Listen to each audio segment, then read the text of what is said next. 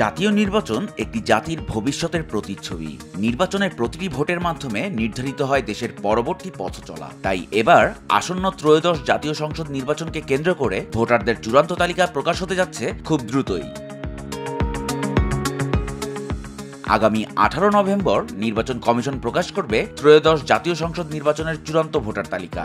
22 September সোমবার ইসির হালনাগাদকৃত খসড়া ভোটার তালিকা প্রকাশ সংক্রান্ত এক বিজ্ঞপ্তি প্রকাশ করা হয়। ইসির বিজ্ঞপ্তিতে বলা হয়, 31 অক্টোবর 2007 বা তার আগে জন্ম নেওয়া নাগরিকরা এবার অন্তর্ভুক্ত হবেন এই তালিকায়।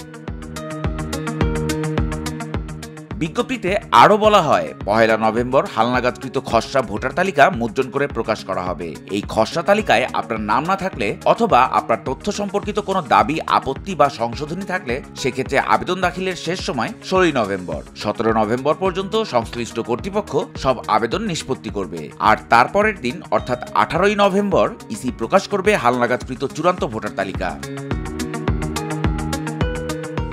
এর আগে 31 আগস্ট সম্পূরক চূড়ান্ত ভোটার তালিকা প্রকাশ করে ইসি। তালিকায় মোট ভোটার সংখ্যা দাঁড়িয়েছে 12,63,504 জন। এর মধ্যে পুরুষ ভোটারের সংখ্যা 6,41,455 জন, আর নারী ভোটারের সংখ্যা 6,22,05,819 জন। আর দেশের তৃতীয় লিঙ্গের ভোটার রয়েছে 1230 জন।